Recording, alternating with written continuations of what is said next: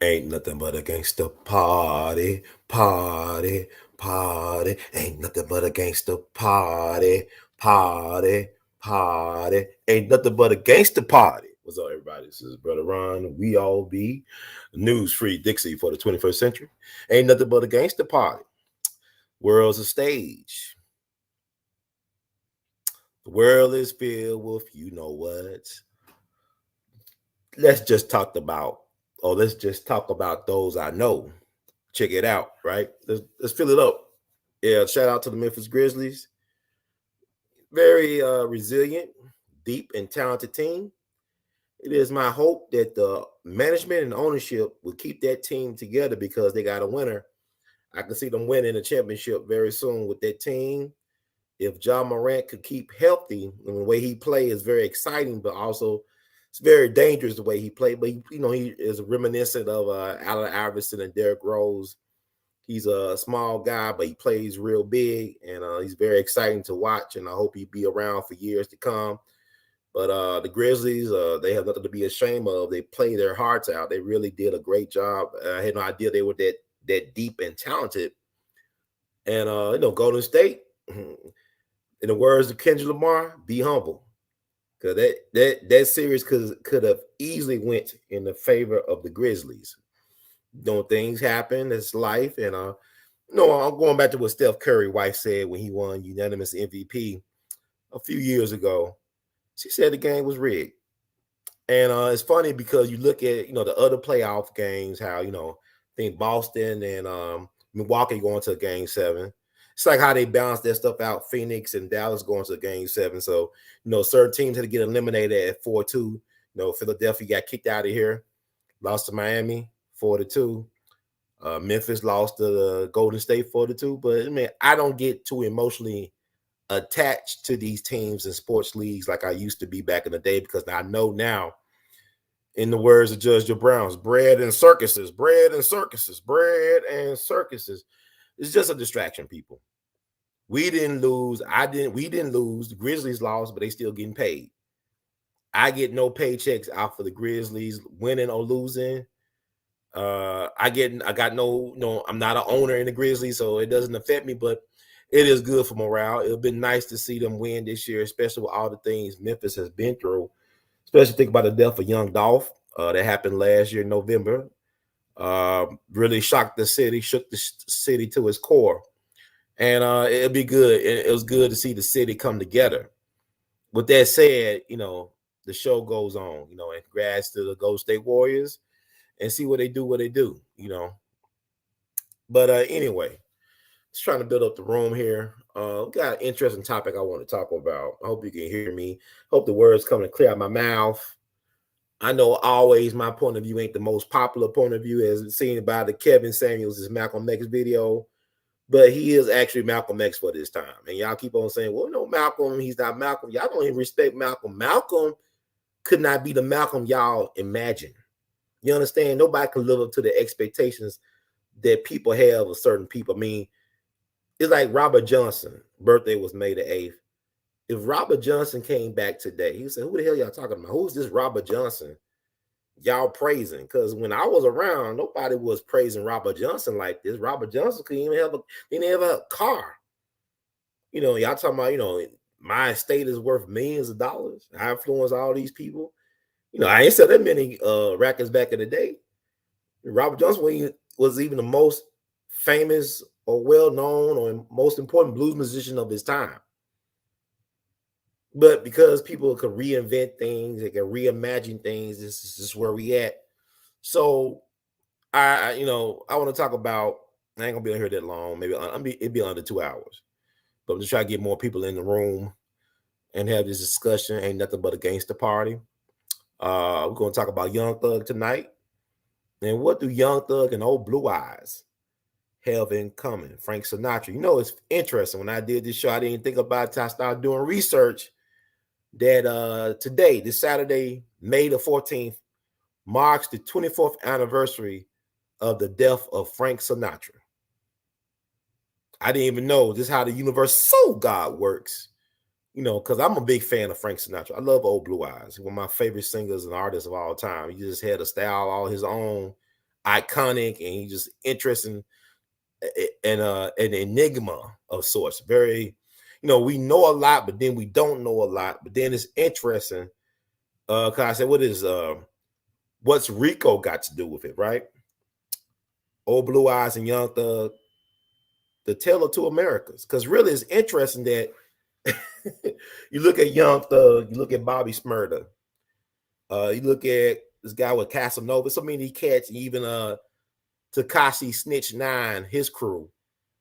If you look at, let's say if Frank Sinatra was a rapper today, instead of a crooner, he would be a rapper. And you look at Frank Sinatra used to hang around all these mafioso guys. These guys made him who he was. We call them the good fellas. They love Frank Sinatra, right? Frank Sinatra is an interesting dude because he never hid his mob ties. He grew up in the mob. Basically, he's from Hoboken, New Jersey. Mom and daddy immigrants from Italy. Mom was a very powerful political influencer in Hoboken. Him and his mom also ran a bar, a saloon, Marty O'Brien. I believe his father was a boxer at one point. He went by, he adopted an Irish name because Irish names were very popular in boxing at the time. So he called his saloon bar Marty O'Brien's. And, just doing prohibition. And because his mama's political connects, they was able to sell alcohol without no problem. And a lot of the alcohol that they got for their business came from the mob. So Frank Sinatra grew up with you guys. He knew Meyer Lansky and Bugsy Siegel and all these cats when he was a teenager or wearing short pants. So it was like he grew up with all this. So this is fascinating to consider. Because you think about somebody like Young Thug, who's just in his early 30s now. But they say he's allegedly a leader of a crime ring, or organized crime ring, or a gang that's affiliated with the Bloods, the National Bloods, right? And we're going to talk a little bit about that. But Frank never had this affiliation. You got athletes that, I remember, was the Deshaun Jackson got in trouble for allegedly hanging around with gangs. Okay, remember, he's from California. He's from South LA. He's from LA, right? So they got a certain type of gang culture. But you look at somebody like Frank Sinatra, which is interesting because we got the evidence. It's like, this is not no urban legend. But he never got in trouble for it. He got some hot water, but he never really got in no trouble for it. So I can find something here. I give to you example here. Let me get that picture small, a little bit smaller. Bada bing, bada boom, baby. Bada bing, bada boom. Looky here. Look at this group of distinguished gentlemen here. Jesus Christ and his Latter-day Saints here. Obviously not. It's good old boys. You see Frank Sinatra, Old Blue Eyes, got his arms around these guys. But look, you look to your left and to his right, the guy at the end standing with his hands in front of himself. Like, he got his hands crossed. Or, yeah. You know who that is?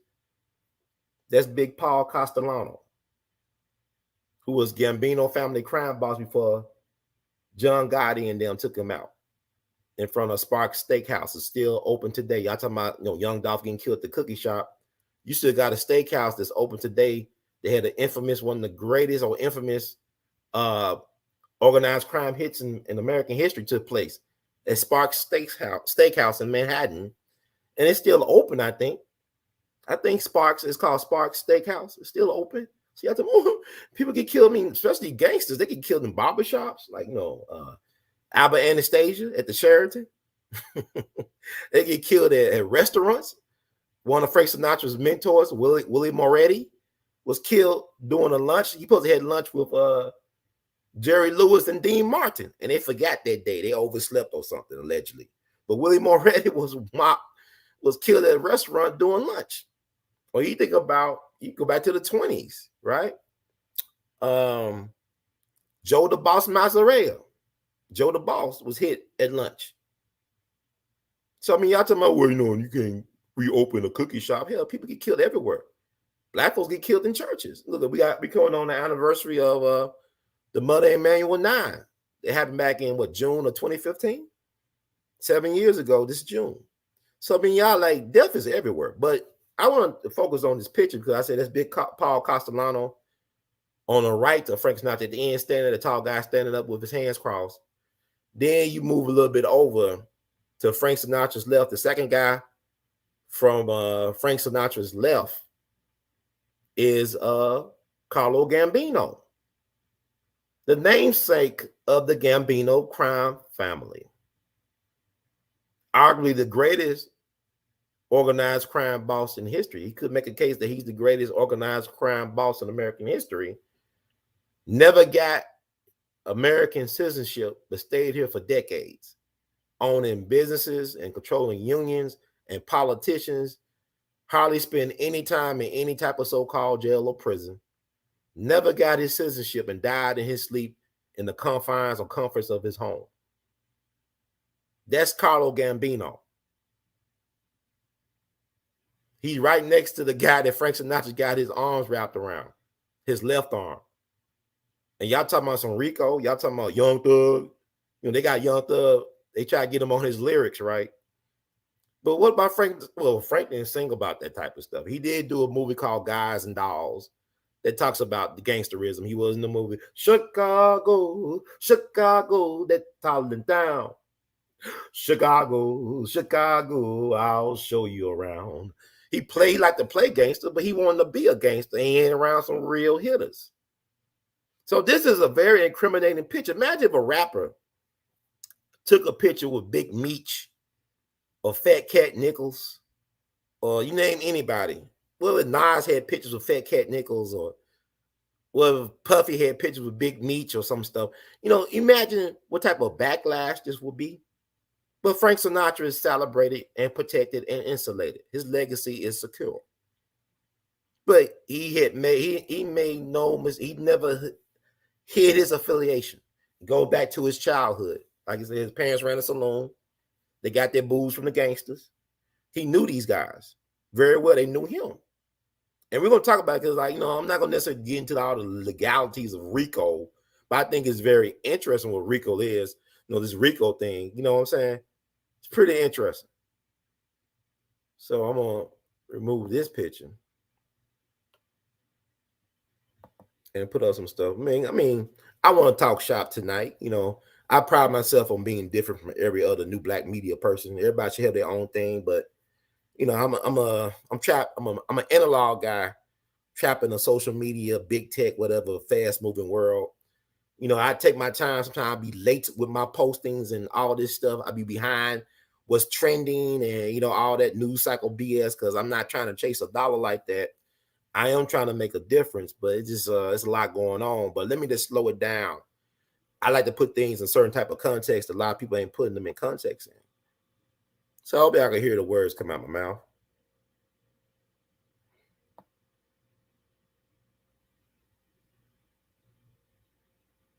Let me see. Yeah, the Mob Museum in Vegas is pretty cool. I thoroughly enjoy. I went to the Mob Museum about 5 years ago this summer, back in 2017, my second trip to Vegas. And it's worth the money. I mean, it was priced. I think I paid like $30 or $40, but it wasn't bad. It was a lot of things in that museum. It's also very interactive, and they actually got the actual wall where the people got hit up on St. Valentine's Day massacre, 1929 Chicago. They actually got the wall where them guys would line up and got shot up. So it was amazing. It's an amazing interactive museum. I think they do a great job of what they do.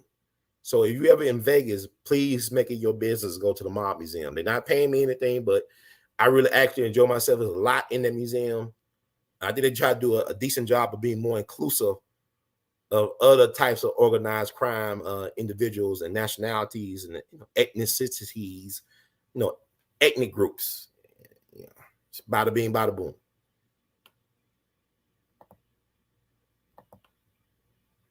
I appreciate it. I pride myself on being myself at all costs. But yeah, I want to show this picture. And remember, y'all, this is the 24th anniversary of Frank Sinatra passing away. He died May 14th, 1998. I just think that's, and I had no idea I was going to do a show like this. And this so happened, everything lines up. Oh, yeah. There's a lot of who's who, not just, Paul Castellano and Carlo Gambino, but you got Jimmy the Weasel Fracciano, who is to the left of Carlo Gambino. He was an LA crime boss. He was over the LA Cosa Nostra. And also at one point, he became a snitch for the federal government. So he's a high-level federal government snitch. That's Jimmy the Weasel Fracciano from Cleveland, I believe. But he was, at one point, over the LA mob. Became a high-level informant. So everybody's a snitch. Everybody be snitching. Okay? So let me add this. Cause we so quick to throw our people on the bus. Chris Rock did a stand-up some years ago on HBO. And it just stayed with me. Chris Rock, one of the greatest stand-ups of all time. You gotta give him props where props is due. But Chris Rock did a stand-up. He said something to the effect, if cigarettes were produced by a black family that live in Mississippi with jerry curls, it would be illegal as an MFer to have cigarettes. Let me say again. He said, if cigarettes were produced by a black family in Mississippi with jerry curls, it'll be illegal to have a cigarette. See, Lucky Luciano once said, behind every great wealth, there's a great crime. Behind every great wealth, there's a great crime.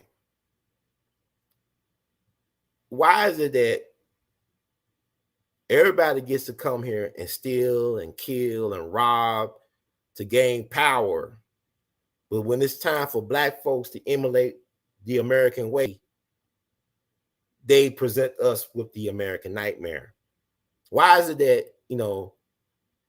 everybody's American dream is not for everybody, except everybody's American dream is the black folks' American nightmare. It's Black America's American nightmare. I mean, I hope I said it right. I'm trying to slow down my words and hope you can understand the words come out of my mouth. But there's a tale of two Americas. They want Black Americans. Y'all call them foundational Black Americans or American descendants of slaves, whatever. They want to make my group, my people, the permanent underclass so that everybody can eat off of. And then they want to make us obsolete. And we are doing a good job in assisting the powers that be in those game plans. We are the trick that they whooping if you FBA, foundational Black Americans, or if you the American descendant of slaves, or if you're the so-called Native American. They whooping us. But my thing is, information is power. Knowledge is the currency of the universe. So, let me just get through this. I love y'all today. It's a lot. I be having a lot on my mind. I try to make it concise as best I can. I had trying to find, okay. Y'all see that? That's Young Thug, right? But it's old Blue Eyes at 23 years young. That's a mug shot. That's the recent mug shot for Young Thug. But if Frank Sinatra was 23, that's back in 1938. He was arrested on charges of seduction. He was arrested on charges of seduction. And then what that mean was that allegedly he lied to a girl to get some. He told a girl that, he was going to marry her. So he said, let me hit it. Do. Let me hit it. Do. Let me hit it. So the girl let him hit it because he promised to marry her, but he lied because he's a player. He got in trouble with the law because the girl said he seduced me and tricked me into giving him some Kit Kat to pet my Kit Kat. So the authorities arrested him at first. Then they found out that she tricked him because she was already married to somebody else. Player. So they dropped the charges of seduction and upgraded to adultery. But once they found out, and then after that, he posted bail, I think for $500 or something like that, depending on the source you get. And all the charges went away, but the picture remained. It's a very iconic picture. Frank at 23 years old. This is before he became a household name. It took him several more years before he became the Frank Sinatra that we know. But yeah, that's from 1938 on charges of seduction. Well, I don't think Frank could survive a Me Too environment. Don't y'all? I heard some stories about Frank Sinatra when he was a grown man, fully grown man, member of the leader of the Rat Pack, some of the stuff they was getting into.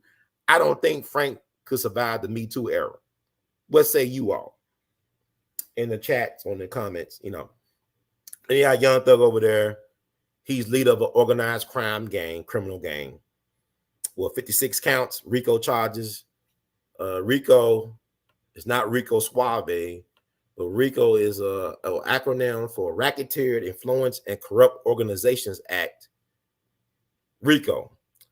The Racketeer, Influence, and Corrupt Organizations Act is a United States federal law that provides for extended criminal penalties and a civil cause of action for acts performed as part of an ongoing criminal organization. RICO was enacted by Section 901A of the Organized Crime Control Act of 1970.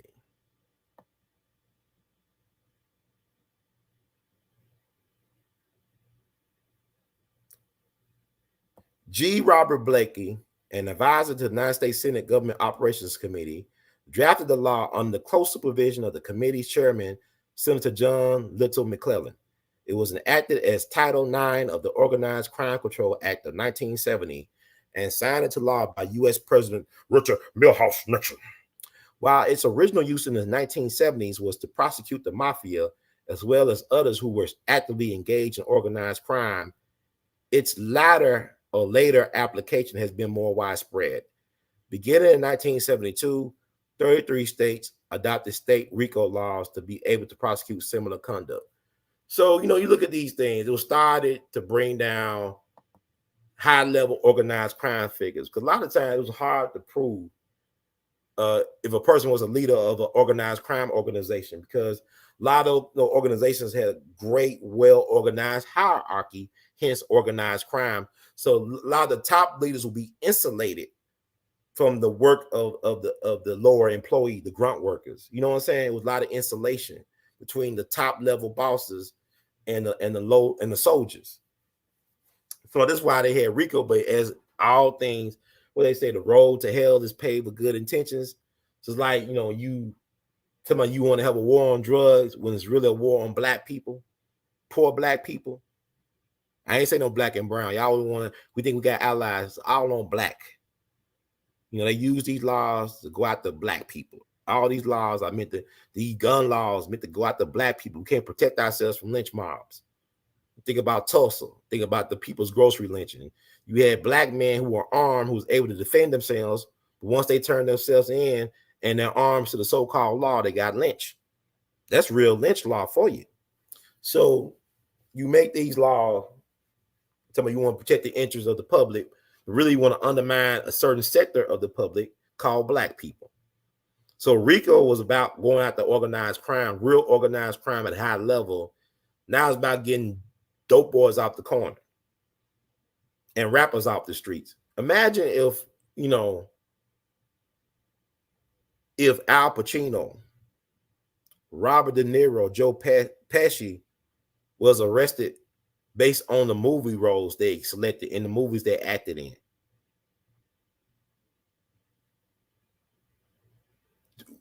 Do you feel that should hold up in the court of law?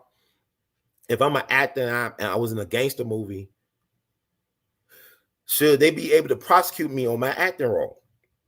And you look at these rappers, social media is all about snitching on yourself. You don't need to get no informants when you always snitching on yourself. A lot of these crimes I saw because people can't keep their mouths shut. They always tell on themselves. So what I'm saying is, can you imagine Frank Sinatra going to jail for being involved in the movie Guys and Dolls or Chicago? They're being held up in the court, but yet we okay with rappers being sent to prison doing football numbers on lyrics? They say in rap, you go back 20-something years ago, Tupac been dead for over 25 years. That's crazy to think about. Tupac was blamed for a black dude down in Texas killing a state trooper. He said he was listening to Tupac's song, A Soldier Story, off his first album, I believe. He had it playing in his CD player when he was pulled over by a police officer down in Texas. I don't know, it was Galveston or Port Arthur, somewhere near Houston. He killed this cop, but he said Tupac made him do it because he was listening to his lyrics in A Soldier Story. And Tupac actually was facing a civil lawsuit. So he was in prison. He testified. I guess he gave what we call a deposition. And it should be online, should be still on YouTube. And Tupac did a brilliant job of defending himself against the civil lawsuit. He actually beat the case, but guess what? He was dead before he learned that he beat the case. He was murdered in Las Vegas. So he never knew that he beat the case as far as the civil lawsuit thing was concerned. But that's available on YouTube. It should be, or somewhere about him defending himself and freedom of expression and creative expression. So, but the guy who killed the state trooper ended up being put to death down in Texas back in the 2000s. So this ain't nothing new, but like Tupac said in a gangster party, niggas be killing themselves for years. So how can they blame us? American history is a long gangster rap album or gangster rap song. Dr. King said the greatest purveyor of violence on the planet is my own government. So why is it that Frank get a pass? And I can show you photos of Frank with well-known mafiosi, but yet Young Thug can't get a pass. He can't be allowed to escape his past, like old Blue Eyes.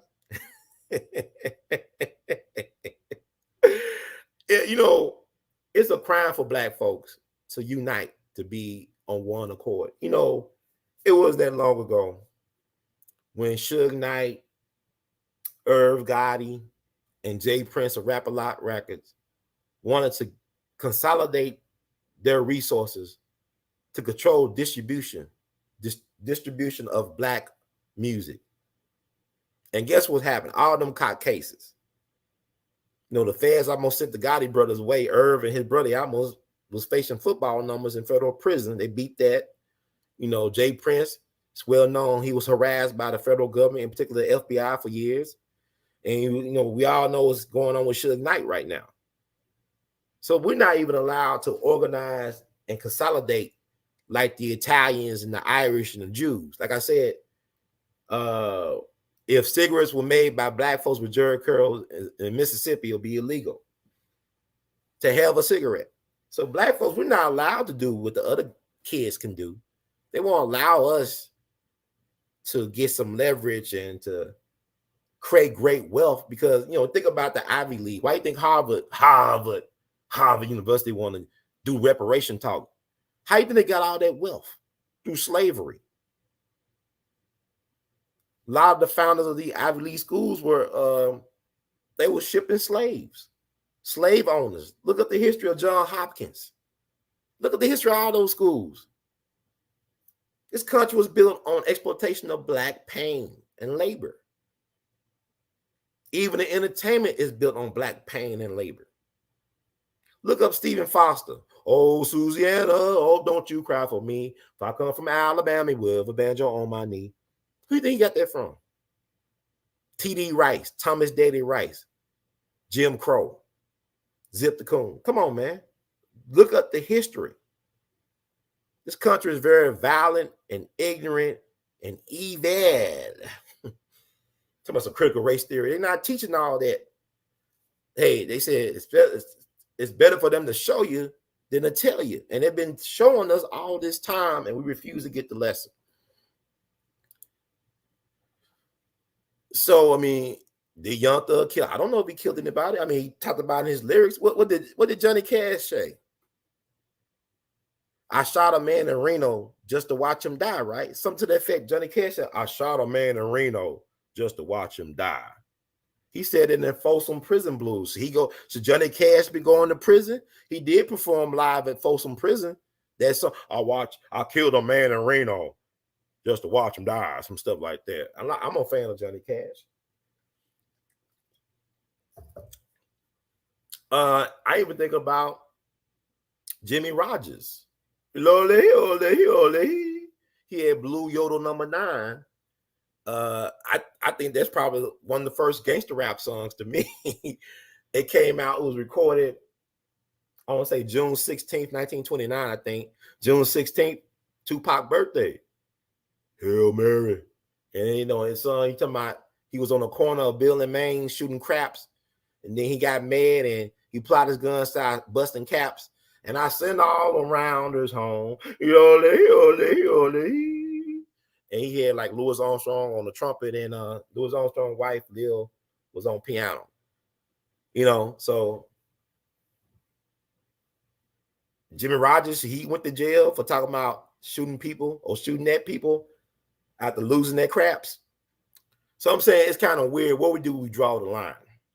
So my thing is, today, Young Thug, but tomorrow, who else? We already had Bobby Smurda, got the Casanova guy, but Tekashi 6ix9ine or Snitch 9, he's out here walking free. And, he got hit in the head in Miami a couple weeks ago, but he's, unscathed for the most part. But his organization, them so-called gangsters, they in prison for a long, long time. On what charge? Based on what?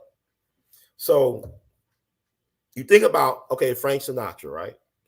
And I'm a fan of Frank Sinatra, but the guy he loved, his favorite gangster, Frank Sinatra's favorite gangster was who? This guy was made by gangsters. You got to think about it. He started his career, even growing up, his mama and then had business with gangsters. Also, his mama was probably a friend of Margaret Sanger because his mama used to do abortions back in the day. It was a certain church in Hoboken that Frank was not allowed to sing at because of his mom's reputation for performing abortions.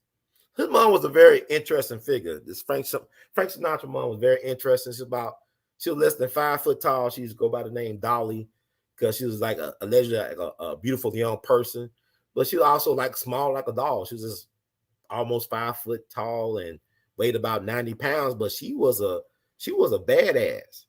I mean, she was aggressive. She was like a matriarch on steroids. They said she used to beat up Frank Sinatra when she was mad. That was her only child, but when she was mad, allegedly, she'll take a little bat and hit him with the bat. So, but she used to deal with them gangster guys. Her brothers was in, I guess, organized crime. She had some brothers that was involved in that lifestyle, but the family was okay with kind of, skirting the law a little bit. And,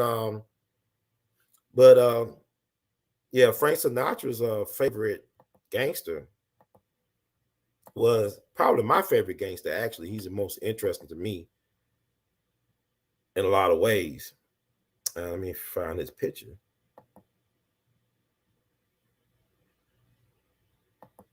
Benjamin Bugsy Siegel. That was the guy Frank Sinatra wanted to be like. That was like, how y'all like idolize Kobe Bryant or Michael Jordan.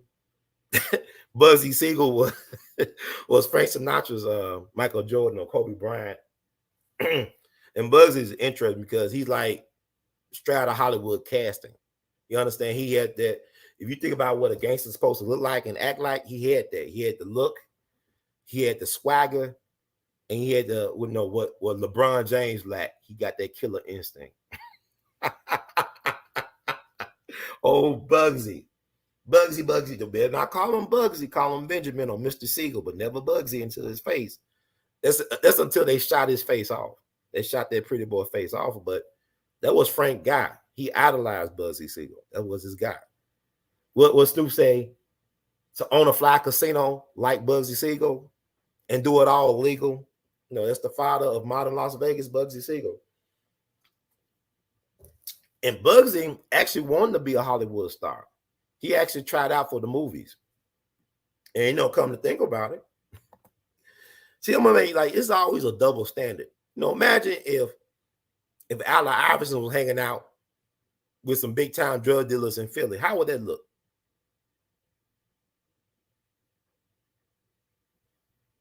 Well, John Morant, excuse me, my voice been, oh God, I don't know, allergies. Well, if John Morant was hanging around somebody like Craig Pettis.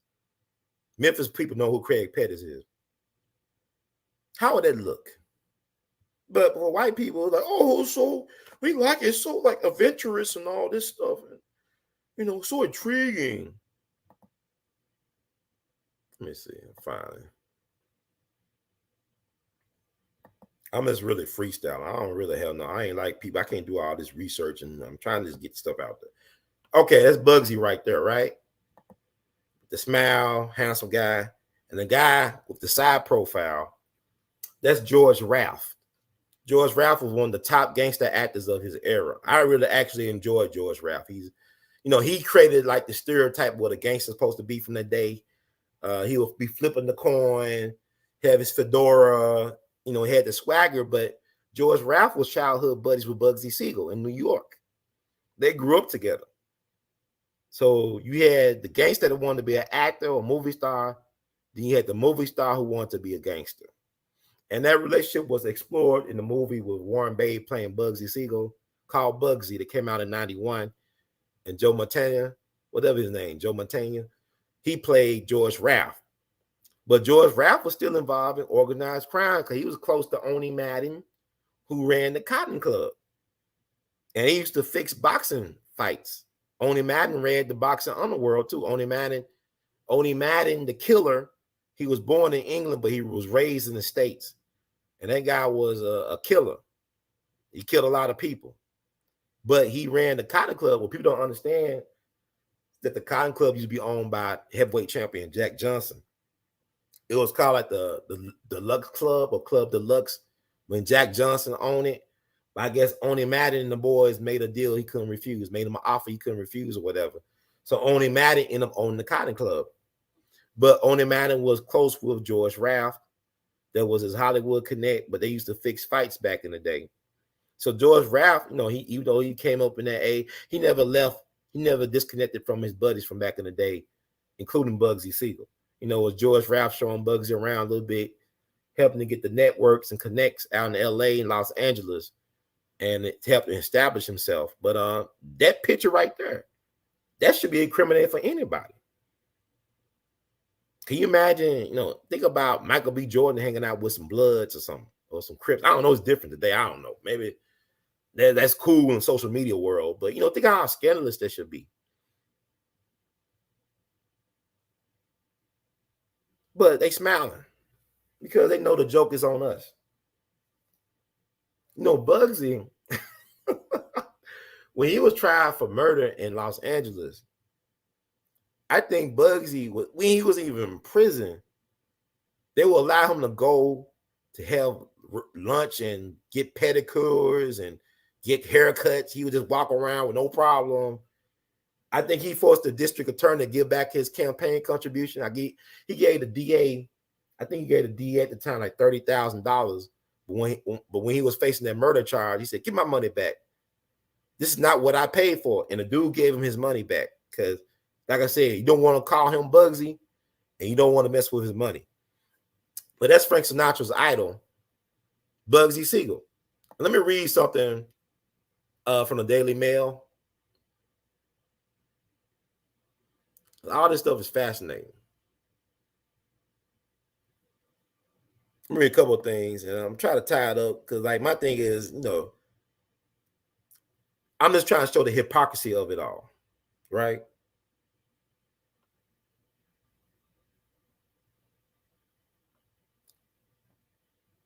This is from the Daily Mail. Y'all know in the movie Godfather, right? Y'all know in the movie Godfather that Johnny Fontane character, I think his name was Johnny Fontane, Godfather's a pretty good movie. I like Godfather 2. I love Godfather 3. A lot of y'all don't like Godfather 3, but if there was no Godfather 3, would there have been a Sopranos? Or Analyze This or That, like this, that, and this. And Godfather 3 was I think it's a masterpiece, be honest with you. I'm not the greatest aficionado of movies, but I think it's a masterpiece. But in Godfather 1 with Johnny Fontaine, the guy who sung at the wedding, right? He was based on Frank Sinatra. Allegedly his godfather helped him get a movie role, right? And Frank Sinatra was washed up at one point. He had a good run during the 40s, during World War II. Then he became a wash up. And the comeback came because he starred in this movie called From Here to Eternity, which was a good movie, actually. You should watch it. And I think it's based around the time before Pearl Harbor happened. It's based in Hawaii, and it's right around right before Pearl Harbor. And he plays this GI, this Italian-American GI, which was made for him. He did a great job. Did such a great job that he won an Oscar for it. Frank Sinatra did. But there was implying that his godfather helped him get that role. But I think with Frank Sinatra, he was just so tenacious. And I'm gonna read this. I'm gonna read this a little bit from the Daily Mail. Let me see.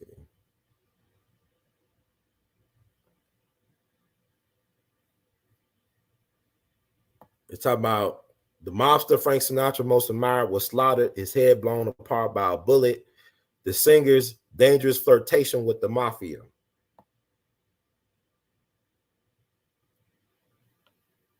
A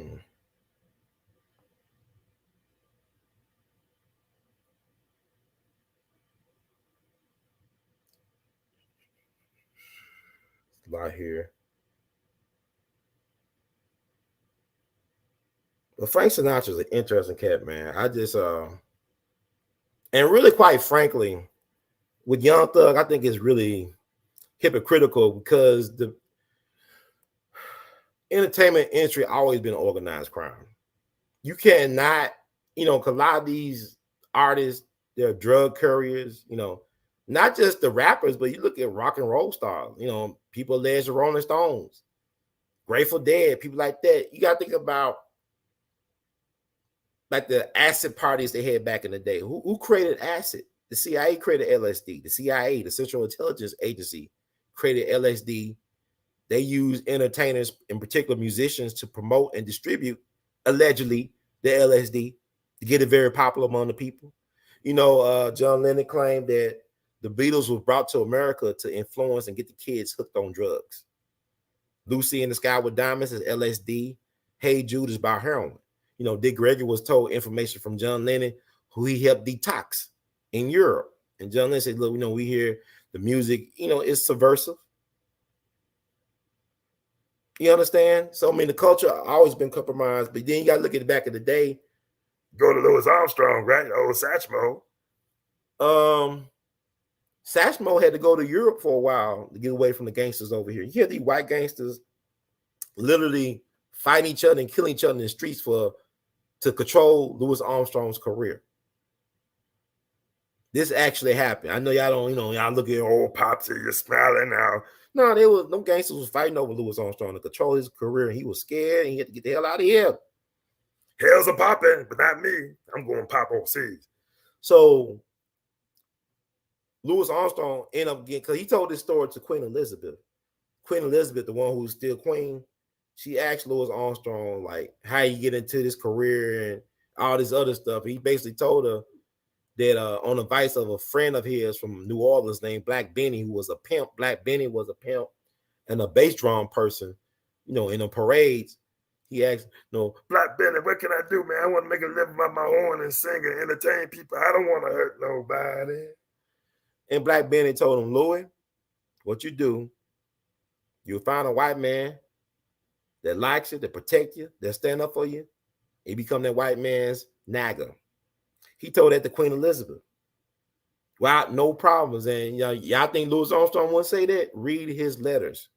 There are books that edited his letters. This guy named Thomas Brothers from Duke University, he did a great job of getting some of Lewis' letters together in a book. He was a prolific letter writer.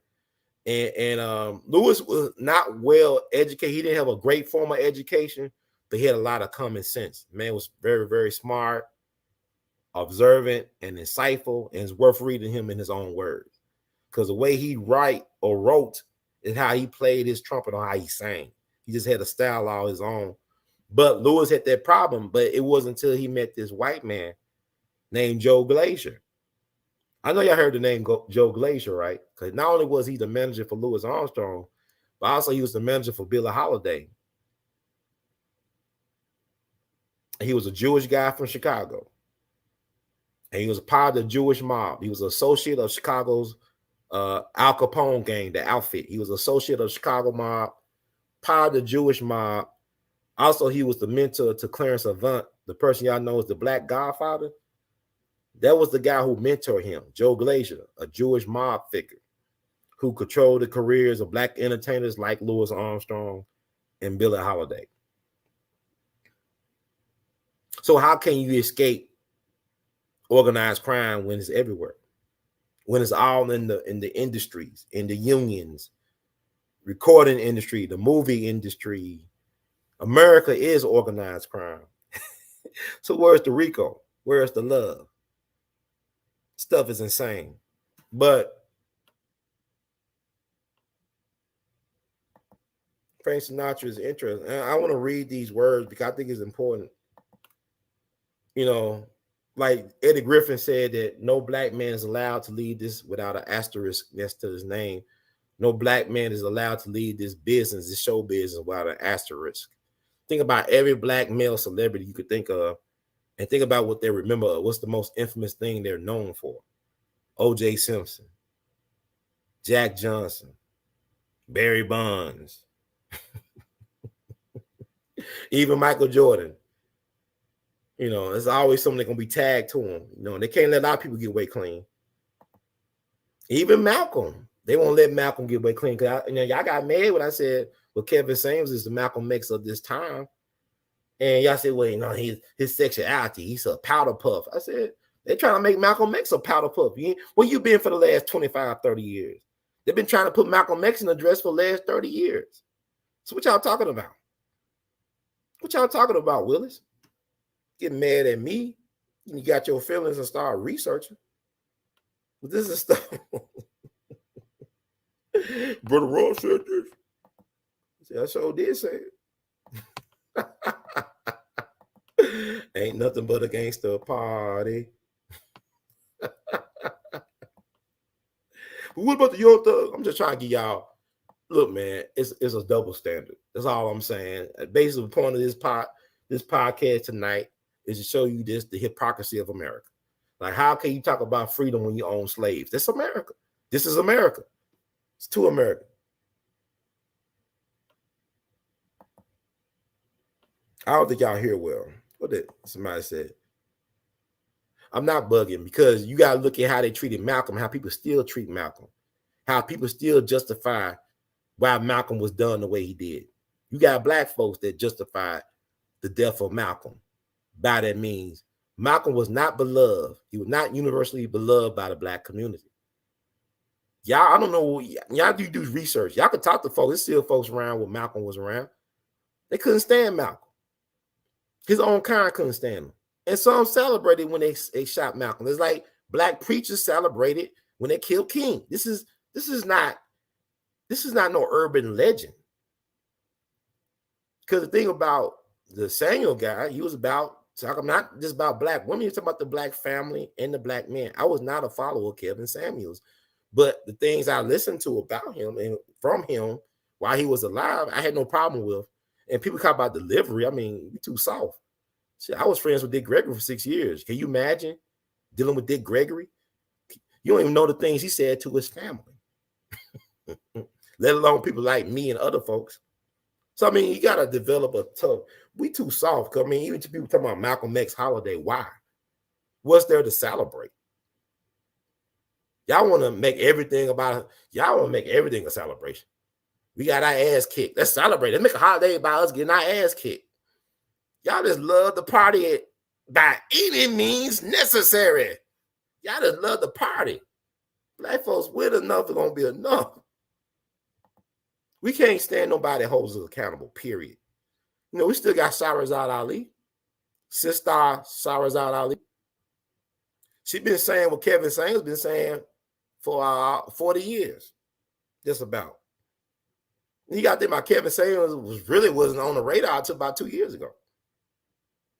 Because a world star, hip hop, that averages best viral video, right? But like Malcolm, they always take everything out of context with Kevin Samuels or any black man that stands for something. But tonight is not about Kevin Samuels. Like I said, I don't follow necessarily the ideology of high value man, all this stuff, but I do agree that you are responsible for you. And the only person qualified to save you should be you. And that's it.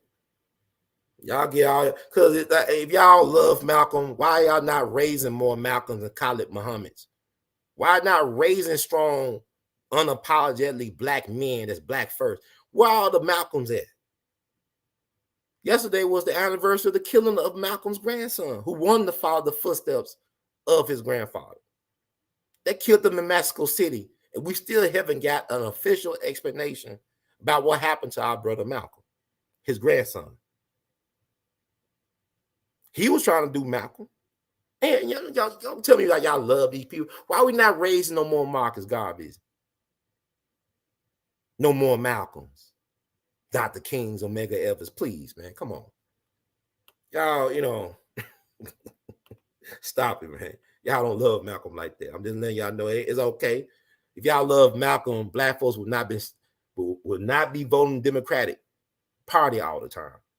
Party all the time. That's a key word. You gotta say party. Let's go to the hell party. Hell popping, hell party, hell popping. Y'all like the party. We want a holiday. What about a holiday? Okay, make it a holiday, but make it fun. Y'all like to be giving pain as long as it's fun. What kind of weirdness is this? Let's get a liberation day. Get a holiday. Let's get liberated.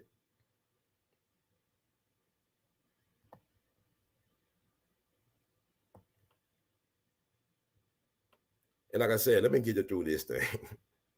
Time for the people here the chats, man. They want to. This is Kevin Samuels. Just make your panties twitch, being a twist. I don't know what's wrong with people. Let's see. Get through this. So everybody talk. Everybody got an opinion. Like everybody got you know what's.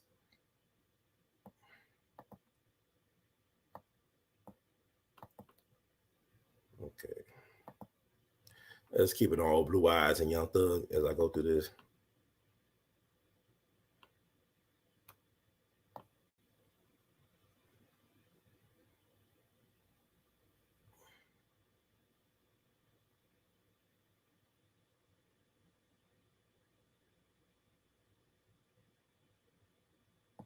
And it's talking about, Frank Sinatra, he went to a trip to Cuba with the Fischetti brothers. They were the first cousins of Al Capone, right? So in February 1947, Frank relaxed at the Miami mansion of his friends, the Fischettis, first cousins of Al Capone and his bodyguards during Prohibition. He did small favors for them. They sent gifts.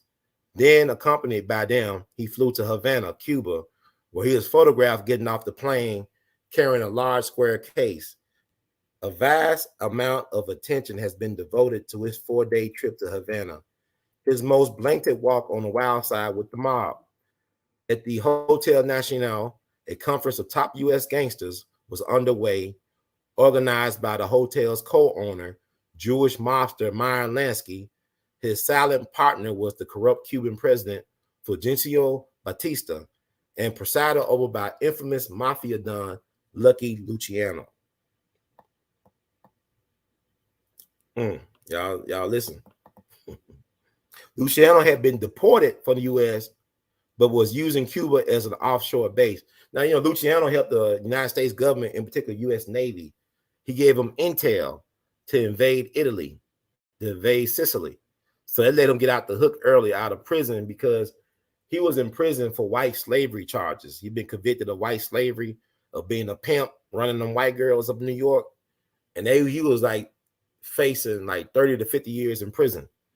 So he made a deal with the government to become a snitch and give intel to the U.S. Navy to not only invade Italy, but also to protect the waterways on the East Coast, excuse me, to protect, the harbors and all this stuff on the East Coast, New York docks and stuff like that. So every important hood in America had come to offer him filthy and thick envelopes of cash, his cut of their illegal activities. Sinatra's presence was no coincidence.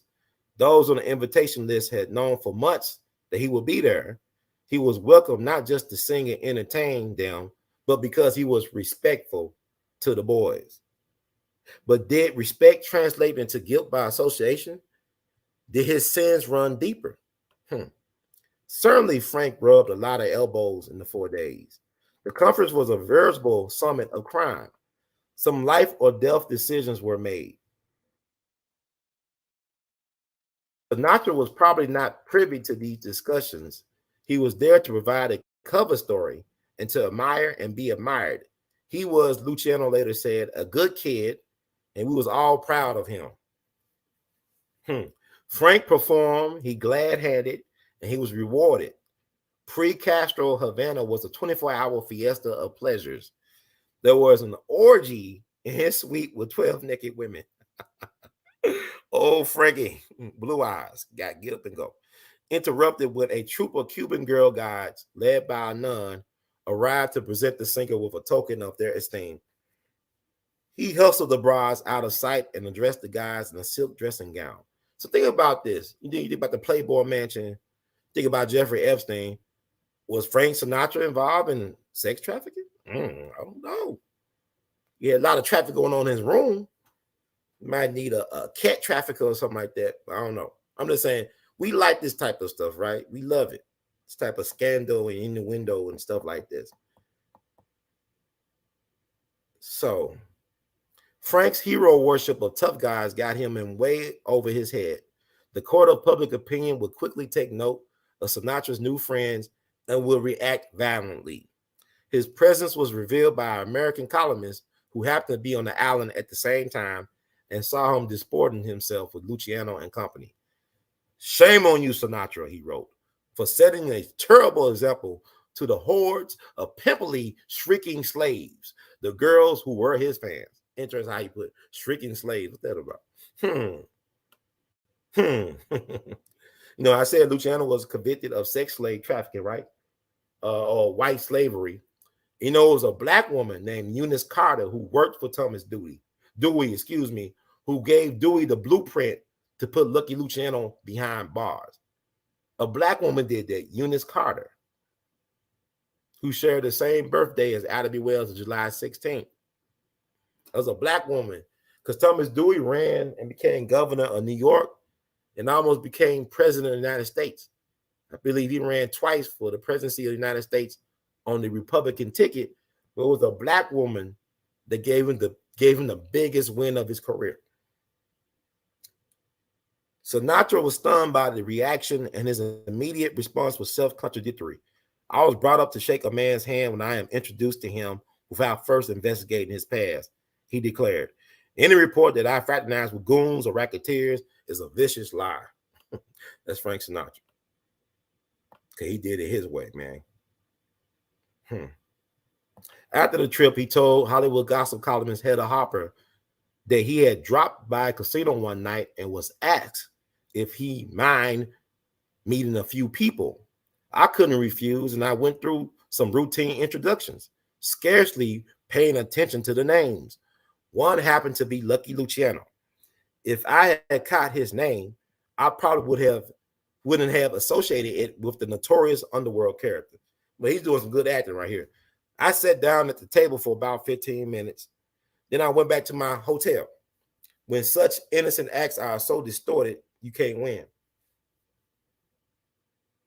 But at the very least, amenability was dangerously close to complicity. And all the more so when the press attention focused on the suitcase he was carrying when he arrived. A story circulated that Frank had been acting as a courier for the Fichettis, carrying the $2 million in notes they owed to Luciano. Think about that. I think that could be true, maybe allegedly. Like I said, these entertainers, they have been used to carry favors and run things for organized crime figures, organizations, cartels. This is nothing new. It's nothing new. In December 1950, a Senate committee set up to investigate the mafia called him to account. The committee's lawyers proposed to question him publicly, which would have blown his career out of the water. His own lawyers secured an agreement that he would testify, but in secrecy. The hearing took place at 4 a.m. one morning in the lawyer's office. Sinatra arrived on time, unusual for him, and without his characteristic swagger and bluster. The summons has thrown the fear of God into him. He looked like a lost kitten, drawn, frightened to death, said Joseph Nellis, the committee's lawyer. He kept shooting his cuffs, straightening his tie, and he smoked constantly. His right hand shook so badly each time he tried to light a fresh cigarette that he had to hold it with his left. His nerves was even more shredded when Nellis revealed what he had up his sleeve. Photos showing Frank with his arm around Luciano in the hotel balcony in Havana. Frank and Luciano at a nightclub, surrounded by bottles and girls. Frank getting off the plane carrying that mystery suitcase. Now think about this, y'all. The government had this type of photos on Frank Sinatra, hanging around with notorious deported gangster Lucky Luciano. This is the father of La Cosa Nostra, of modern American organized crime. Where are these photos at? Are they on Pinterest? They call that Pinterest. Well, I can't find these photos. The government had these photos. I think about what the government do. Geronimo Pratt, that's Tupac's godfather.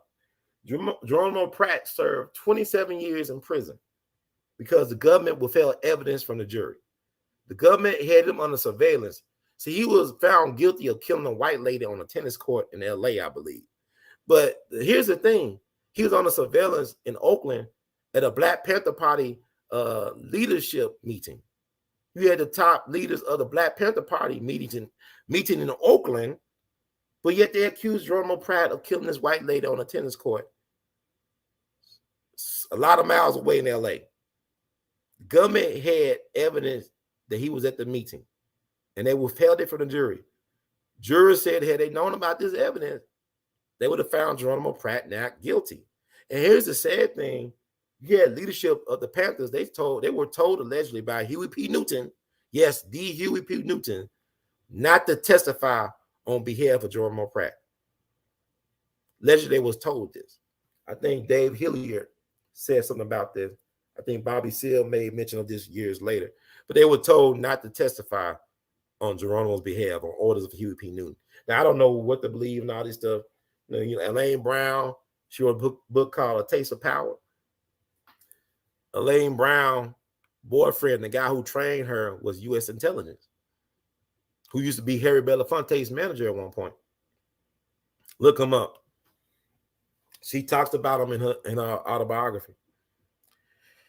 But I'm just trying to show you how filthy these people are. They got photos of Sinatra hanging around with Lucky Luciano. I've never seen these photos. They probably still exist. Asked about the Fichettis. These are Al Capone's first cousins. He said he barely knew them and that it was just coincidence that he was going to Havana for a few days of winter sunshine at the same time as them. He said that when he got off the plane, he was carrying his usual briefcase containing sketching materials, crayons, shaving equipment, general toiletry. I believe he had $2 million in that mug. See, the Fichettis used to be bodyguards for their cousin Al Capone. So he had, armed bodyguards with him. He's got the plane with the precious merchandise. He then gave the committee a lengthy account of his time in Havana and the series of accidental meetings he had with a group of gangsters who kept showing up wherever he went. What a coincidence. Names of known mobsters were called out to him. Did he know them? Just to say hello, he replied. But he was wringing his hands and his famous voice was wavering a little. Surely you're not going to put me on television and ruin me just because I know a lot of people. That what Young Thug should say. Surely you're not going to ruin me because I know a lot of people. I'm very popular. And that depended on the people. Do you want me to believe, the lawyer demanded, that you don't know these people are hoodlums and gangsters who have committed many crimes and are probably members of a secret criminal club? Oh, no, of course not, Frank said. I heard about the mafia. Well, J. Edgar Hoover didn't hear about the mafia until the 60s, allegedly. But all he knew that it was some kind of shakedown operation. And that was the end of the interview. Frank was dismissed, but with the threat hanging over him that he still might have to testify again and in public, in which case, as he told himself, as he downed one whiskey after another back in his hotel room, he will be well and truly effed. It didn't come to that. Nellis didn't doubt that Sinatra had been lying. On the other hand, he knew the singer was never going to admit he had been a bag man for Lucky Luciano and the Fachettis, and there was a danger that the public hearing might backfire if Sinatra seemed victimized. Frank was off the hook, and his dance with the mob carried on for the rest of his life. His was a dangerous flirtation with men you were wise not to mess with.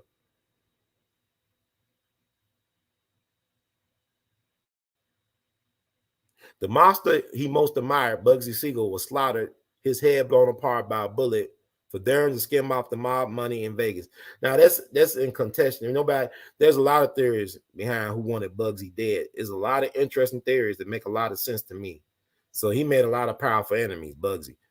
Chillingly, Frank discovered that Bugsy's execution was one of those decisions made at the Havana summit he himself had attended. Willie Moretti went the same way. Willie Moretti was his godfather in Jersey. He was a mob boss in Jersey. He got killed during lunch. He was supposed to having lunch with Jerry Lewis and Dean Martin. I think that's Willie Moretti. But I don't know if Frank knew whatever. This is a lot of why you read these true crime, organized crime. You gotta read it with a grain of salt sometimes. There's so many different versions. It's like the movie that came out on Netflix, The Irishman. You spend all that money, but yet you can get the date that people died right. That movie cost like $200 million to make, and they still got the dates of people death wrong. I mean, it's kind of interesting. I guess you get away with if you white. If you're a black person, those Spike Lee movies, people be, oh man, you'd be hypercritical. And the Bugsy thing, I just want to talk about Bugsy a little bit. Yeah, Frank was interesting, man. Like I said, it doesn't diminish him to me.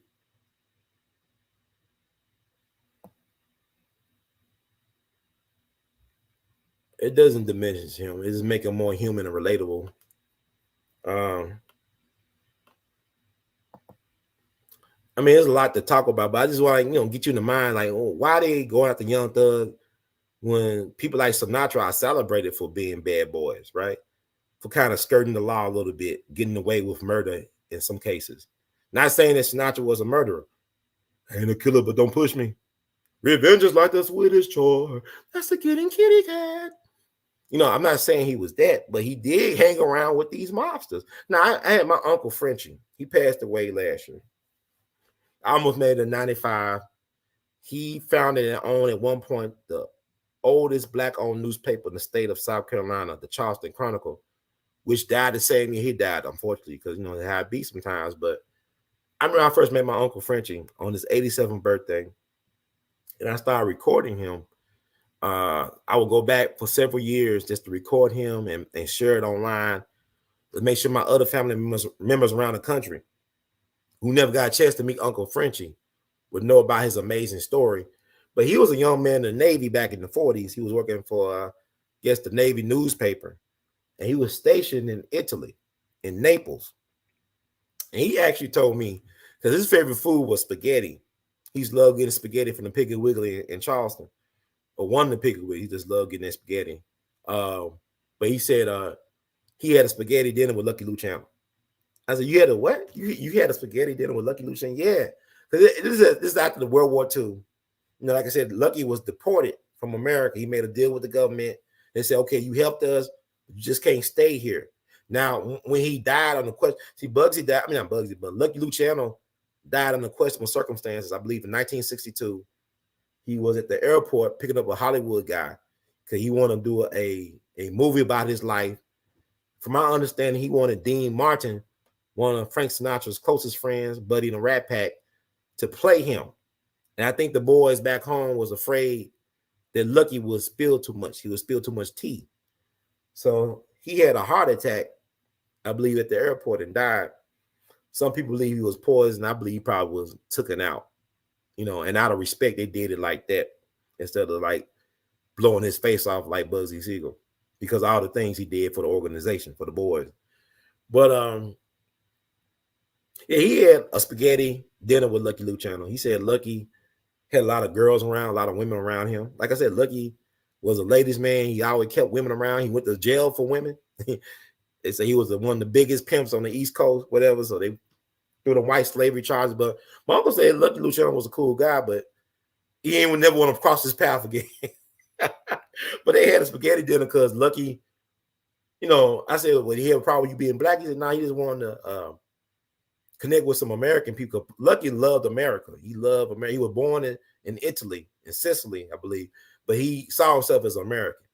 So he just wanted a connection back to the homeland. So he said he was cool and all that stuff, but he said, nah, he won't have no more dinner with him. But anyway, but he had a lot of interested women around him. But I mean,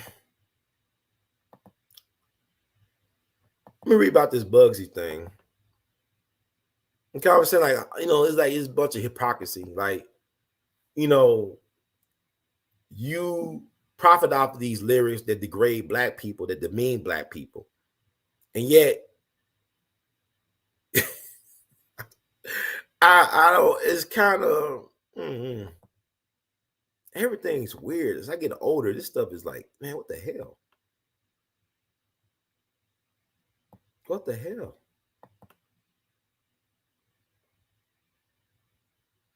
It's kind of strange. Everything kind of weird. Everything's upside down, man. And y'all get it. Well, you know, I think a lot of y'all got mad at him because he said something about Ferguson or Mike Brown that he didn't care about it. Just because he said that don't mean he deserved to spend all his life in prison. Because a lot of y'all get mad like the Bill Cosby thing. How he said that pudding pops, not pudding, but the pound cake speech. Y'all neglect all the good things Bill Cosby did or Dr. Cosby did for people. And y'all focus just on the pound cake speech. He deserved it just on that pound cake. Y'all such emotional people. Joe Biden put you and your people in prison for decades. If you don't vote Democrat, you ain't black. Old Master Joe said we ain't black if we don't vote Democrat. Brother Malcolm said you a fool if you vote Democrat. Forget Malcolm. We love Joe. F Malcolm. Kill that nigga again. We love Joe Biden though. We love Master Joe. Master Joe said he gonna keep us in the play. He gonna either put us on the plantation, in the prison, or the zoo. So I'm saying y'all select anger, this fake rage y'all have. You know, Kevin Samuels was talking about helping the black family. Joe Biden dedicated his career to destroying the black family. But yeah, he gets y'all support. Undying loyalty to the end, just like a good old dog. Anyway, and I'm not going to trash all that, but I just think it's funny to me how some of you grown so-called wise black people be acting about certain things. It don't make any sense to me, but we'll keep it moving. We'll keep it moving. Now, Bugsy Siegel was the real deal, man. That dude was the real deal. Man was psychotic, handsome, swag, money, just had a way. He just made for movies. Just wasn't a good enough actor, I guess. They did, we call that when you audition, they did auditions for him, just couldn't make it. But this was Frank's guy.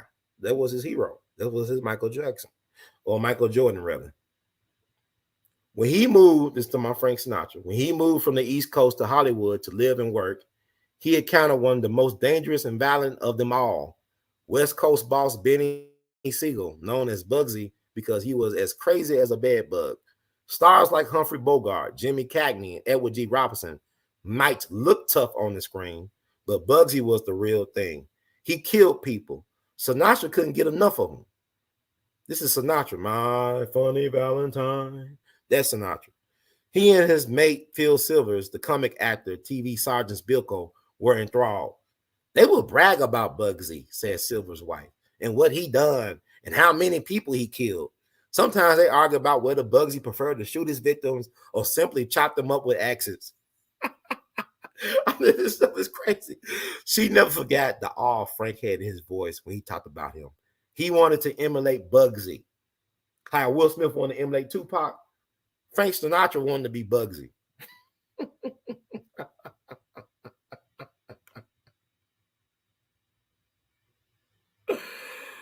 Oh my God. I can't make this stuff. This stuff is hilarious. Nobody want to be themselves. Everybody want to be somebody else. Everybody wants to be somebody. Everybody want to be somebody. Until you're nobody, till somebody kills you. That what happened to Bugsy. So he got killed. That will put Las Vegas on the map, right? And made him a legend. He died young. Didn't necessarily leave a good-looking corpse that they could chop in his face. His eye, one of his eyes went out of his face. But hey, there you go. So ain't nothing but a gangster party. So with Young Thug, I think it's weird that the feds are interested in me. Y'all think the feds are so righteous, and you know, they tried for years to find something in Neverland Ranch on Michael Jackson. They couldn't find the FBI, the Federal Bureau of Investigation. They tore up Neverland looking for evidence to get on Michael Jackson. Never happened. The DA down there was Tom Sneddon. What is his name? He's dead now. Tried for years to get something on Michael. Couldn't find it. And yet y'all still think Michael's a monster. The same FBI, the gun that killed Dr. King, can be traced back to the FBI. And Ambassador Andrew Young, Walter Fauntroy, them guys, they did a committee hearing. They had a committee to investigate the assassinations of JFK and Dr. King, this back in 78. They knew since the 70s that the FBI had something to do with Dr. King getting killed. This was known for years. And yet, I still hear people, I live right across from Civil Rights Museum, James Earl Ray did it. It was one gunman. Y'all still telling that crap. No, it was the government. And that gun that got the Civil Rights Museum ain't the gun that killed Dr. King. No, you know what's weird? They passed up like 3 hospitals to get to St. Joseph's. You had a Black College Chapel hospital. You had 3 hospitals they could have went to before they got to St. Joseph's for Dr. King. And now, you know, because Dr. William Pepper, his book, The Plot to Kill King, they said the chief surgeon at St. Joseph's, you know, they spit on Dr. King's face and put their pillow over his face and killed him. You know, would he have survived? I don't know. If he had survived, Dr. King would have been like a shell of his former self. He would have been paralyzed. That shot ripped his tongue out and tore up some of his teeth. It ripped out some of his molars and ripped his tongue out. He would have been paralyzed and unable to speak. That beautiful voice he had would not have been heard. So, like Dick Gregory said, you know, Dick said it was better that he died than survived, because we could remember him a certain way. Like if George Wallace died instead of surviving that assassination attempt, man, George Wallace would be a martyr for their cause. You know, statues, buildings, streets, stuff named after him, everything. Just a good old boy, don't mean no harm. I'm saying the first Black FBI agent was hired to neutralize Marcus Garvey. Let's Google Agent 800. FBI Agent 800. It was 9 FBI informants in the Audubon when Malcolm got shot. The National Secretary of the Nation of Islam at the time, John Ali, was an FBI asset. The game is rigged, so y'all trust the feds on anything, right? The feds are willing to break their own laws just to get you breaking the law. You had FBI men in the car with Klansmen killing people. Oh, well, there's government. Man, look at the Ozark, man. Look at that show Ozark on Netflix. That's a great show. You know, it's an interesting show. It's like it's a mixture of Breaking Bad, Modern Family, Sopranos. That's the Ozark. But the thing about the Ozark is interesting. Like So I like that men are stupid and women are just so smart. Every woman is just smart. They're a criminal mastermind. And all the guys, we just stupid. I don't like how they play that, but it's interesting, but it's a well done show. It gets you thinking about some stuff. But the FBI out there said, look, we don't really want to destroy the cartels. We want to control the cartels. We want to be able to launder money ourselves. We want to be able to get money for our own operations. It's kind of like Iran Contra, the CIA. The CIA got their own airport now. They got their own airport. The CIA is bigger than God, and Kennedy and them was trying to stop the CIA from becoming what it is. Now it's too late, I guess. The CIA overstepped its bounds. And Truman regretted helping to create the CIA because it was created under Truman's watch. And everybody know, shout out to Abraham Bolden, who just got pardoned by President Joe Biden. He was like the first Black Secret Service agent appointed on a presidential detail. He was hand selected by President JFK himself. He spotted him in Chicago while he was on his way to the restroom. And he said, I need a Black guy. You said, you're a good guy to be on my presidential detail. But Abraham Bolden had to step down. He resigned from the presidential detail because of the harassment, the bullying he got on the job. You had these Secret Service men from the South calling him everything but a child of God. They would put hangman noose at his desk. He told his superiors, his bosses, that look, the Secret Service guys that got around Kennedy are going to get him killed. They're very unprofessional. They come to work drunk and high. They say bad things about the president. They hate the president, and he's going to get killed. So he told his supervising officers, his bosses, this. Abraham Bolden prevented President Kennedy from getting assassinated in Chicago during the Army-Navy game.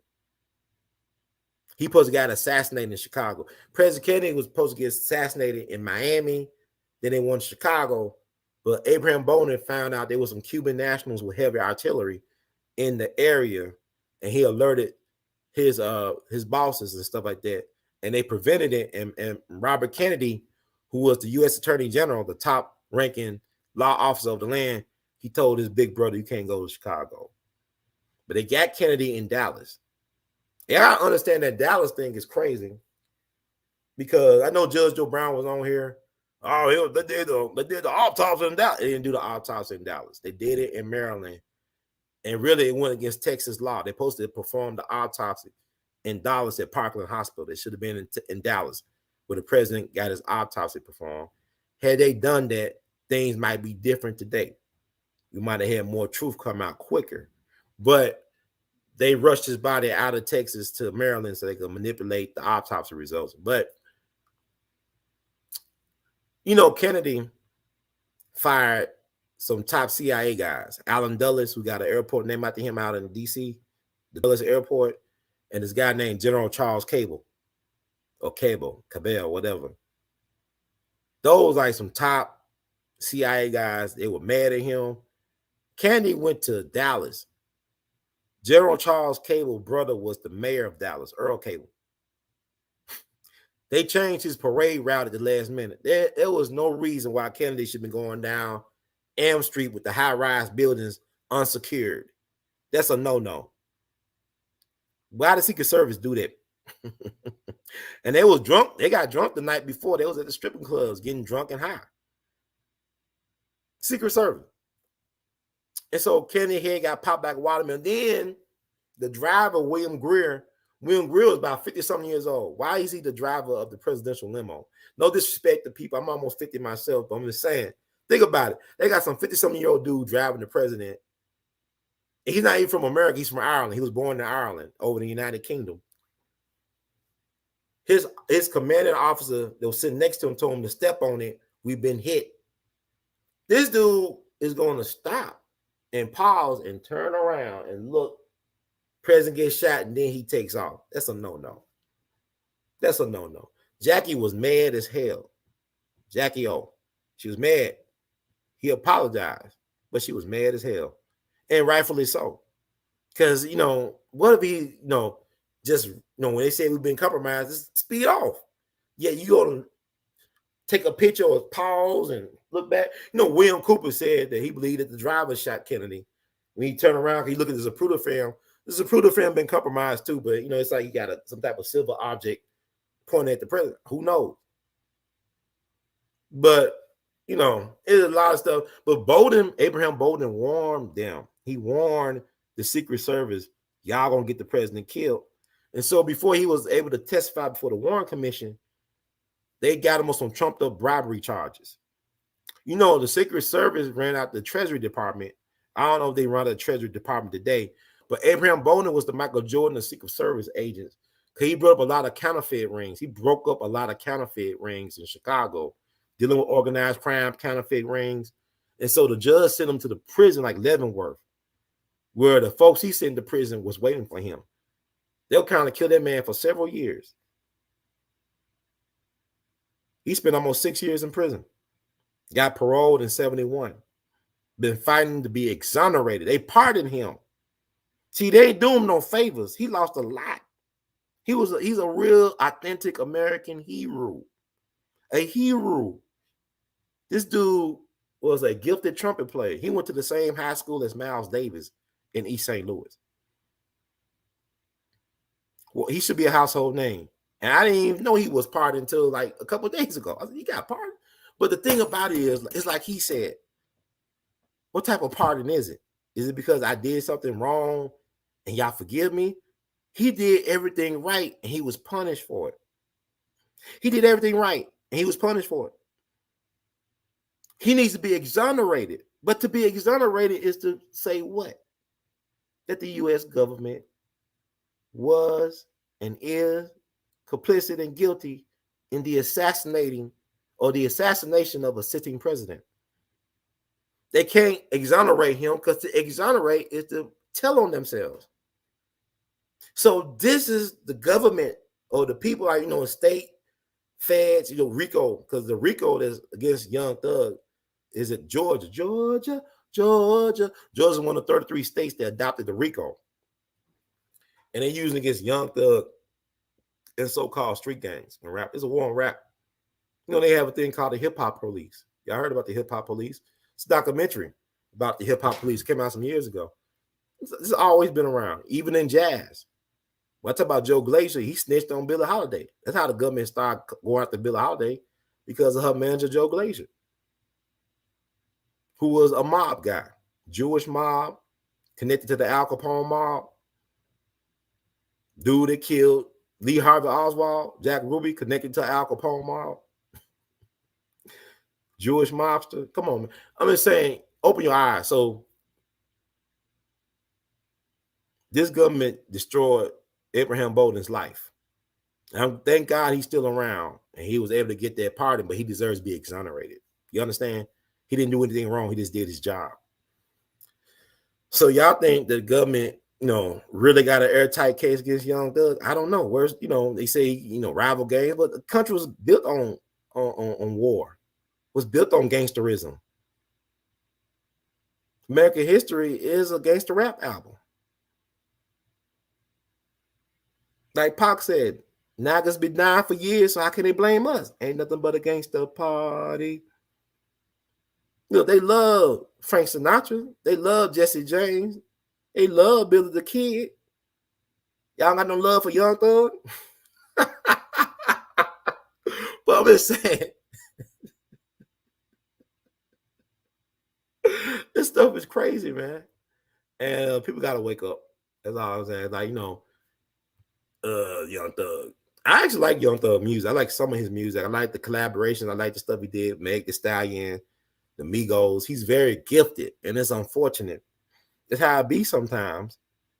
But hell, Leadbelly, the famous folk singer, he was able to get out of prison. He killed somebody. He was able to get out of jail because he wrote a song for the governor of Louisiana. He said, okay, get out of here. Can I be relieved? Can I be relieved? They played one of his songs for a commercial during the Super Bowl. I believe somebody told me that one of his kin folks is over his estate. They got a big check coming to them.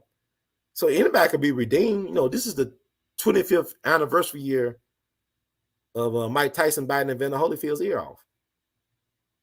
I remember when it happened. When I was in governor school during the summer in Murfreesboro, Tennessee. And we heard about Mike Tyson biting Evander Holyfield's ear off because he kept on biting my head, man. He was ramming me, his big head into my head. I couldn't take it no more, man. It's ludicrous. It's hysteria, And look at Mike Tyson now. You saw what happened on the airplane, but I think it was justifiable. And more people are sympathetic towards Mike Tyson now than they were 25 years ago. So people can reinvent themselves. Things can change depending on context. Perspectives can grow, evolve. People, whatever. But I think black folks should be concerned that they are using rap lyrics to put these brothers and sisters even in prison for a long, long time. It's not right because you wouldn't use the acting roles of Pacino and De Niro and Pesci. And then gangsters, people knew the difference between Humphrey Bogart and James Cagney and Edward G. Robertson. I'm Caesar. You dirty rat. You killed my brother. They knew the difference, right? They started, but yeah, you act like these rappers are monsters. They just trying to make a living too. They trying to do things for their family. So it's like Young Dolph, he deserved to get mowed down in the cookie shop. I don't think so, but things happen, and when you start believing your roles, I guess things become real. But then I tell people this too, is that black people, we got to be more discerning about the stuff that we do. We are magical people. We do manifest things. We do cast spells. Your words create worlds. Why you look at, I ain't gonna get tired of the Notorious B.I.G. is a perfect example. Your first album is Ready to Die, and then your second album is Life After Death, and you dead. It's your greatest success. Tupac, Death Around the Corner, writing poems. I won't make it past 25. Guess what? Self-fulfilling prophecy. You evoking the spirits, like you dealing with spirits and energy. And God bless Kendrick Lamar and protect him at all costs. Because he understands a lot of this stuff. You listen to Kendrick. I haven't listened to his new album. Some other stuff. It's the reason why I got him as my top 3. I got him tied with Ice Cube. I knew Kendrick was special. People talk about J. Cole. If I had to choose between J. Cole and Kendrick, it's Kendrick all day. And J. Cole is talented, but it's something about Kendrick. He's special because he got an old soul. He tapped into that. He understands the powers of evoking the names of the ancestors, and he understands and he respects it. And he's like a bridge. He's an exception. He's an anomaly with all these so-called rappers and stuff. But no, man, I deal with the dead. I go to the cemetery, man. You don't play with that. Yeah, we're casting spells, and yet we're using it as undermining us because we should be weaponizing our art in our favor, but we weaponize our art against us. But like I said, Young Thug is very talented dude, but it is what it is. There's a lot of talented people that's locked away in prison and lives will cut short and stuff like that, right? But I'm saying, what if we protected Young Dolph or Tupac or Biggie like the mob protected Frank Sinatra?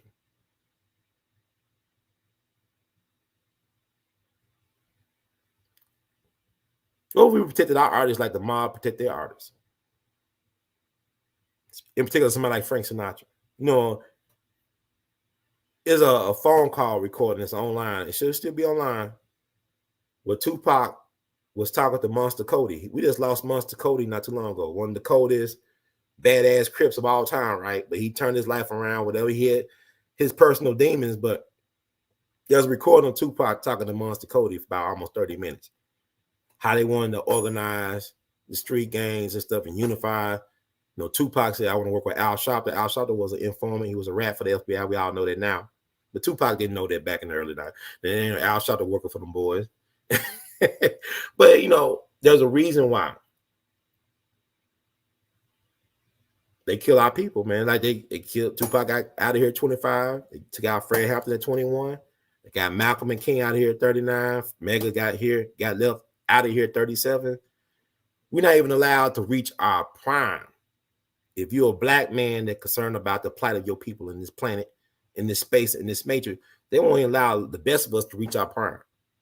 They took Patrice Lumumba out of here in his 30s, Thomas Sankara out in his 30s. No, and people mad at Nelson Mandela, but it's the reason why he was able to live to almost 100. He had to make them compromises. Winnie was ride or die, though, but, Nelson made some compromise. I got to make compromise. You want to live to be 90 something, you won't make them compromises. But the longer you live, you got to make compromises, right? Or you won't be here no more. That's everybody. But it's interesting. So who's next? Who's next? That's the question. But people should be raising these questions about, is it okay to use these lyrics against our people like that? Like your mind ain't fully developed till you're 25, so you using stuff I said at 19 or 17 or 18. Even look at Chicago drill scene. People talking about how bad Chicago was. 100 years ago in Chicago, it was Italians killing each other in Chicago. The Irish, the Jews, they was all gang banging. Who created the drive-by? It was no GDs or vice lords. It was no drill rappers. It was the Italians and all them. They was using machine guns 100. they were doing Chicago up back 100 years ago. So but everybody get their chance. Right behind every great wealth, there's a great crime. But when black folks try to legitimize what we do, like I just talked about the Kennedys, right? They did and made their money off of bootlegging, and other activities. One of the early Hollywood producers. He had an affair with Gloria Swanson, who was the big time movie star actress of his era, Joe Kennedy, and someone Daddy Kennedy. Then his sons messed around with Marilyn Monroe, whose death anniversary is this year, 60th anniversary of her death this year. Then she died in July of 62, not mistaken, under questionable circumstances. Sins of the father, right?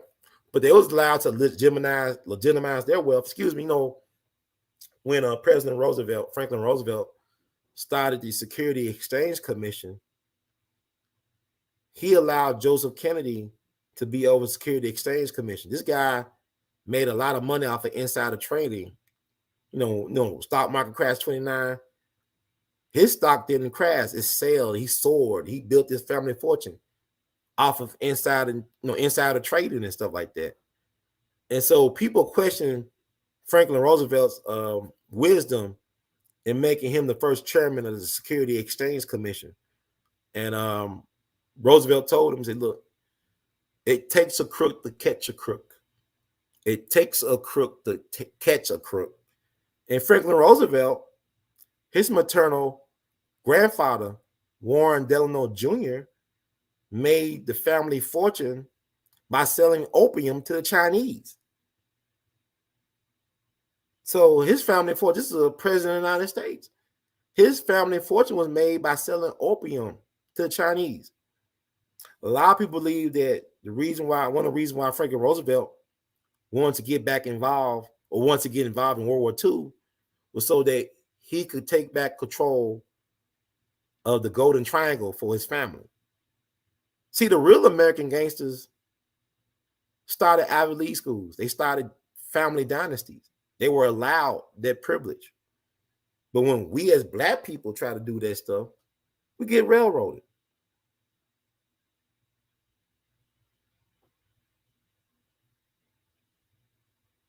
I guess, and also let me talk about Frank Sinatra mom.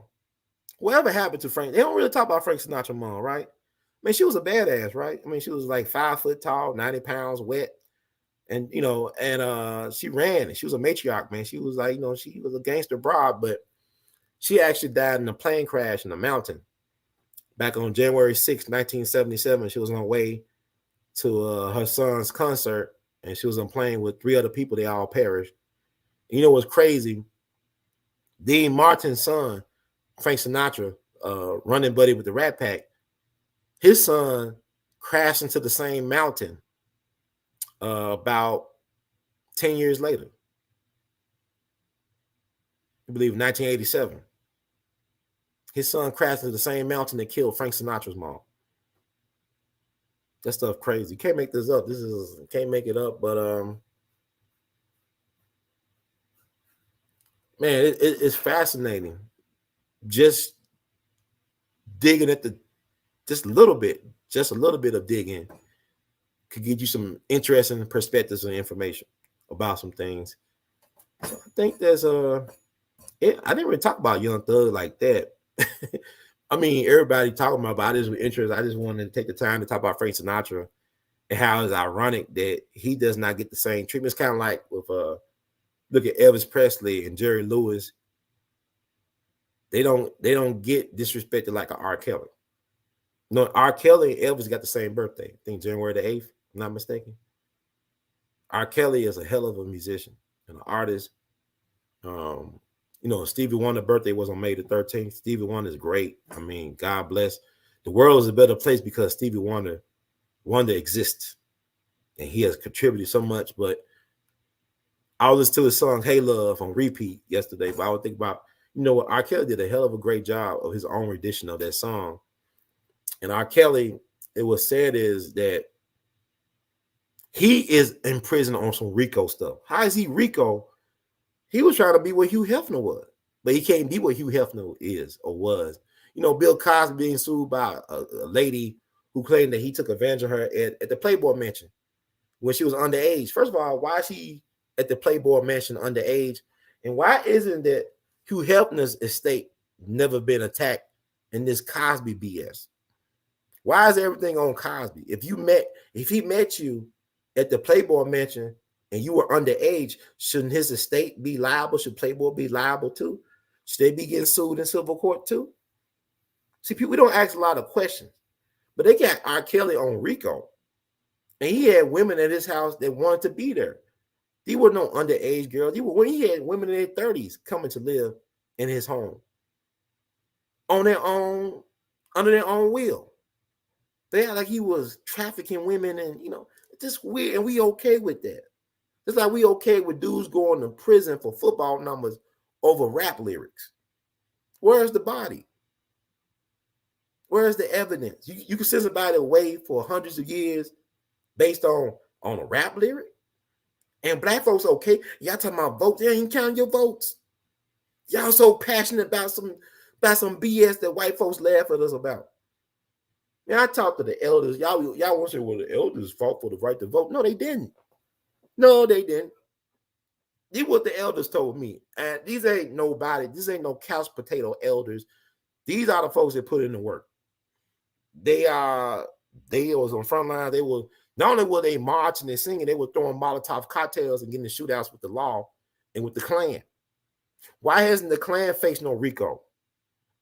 Why does the Ku Klux Klan still exist? Why? Because they are a terrorist organization protected by the state. They protect the Klan.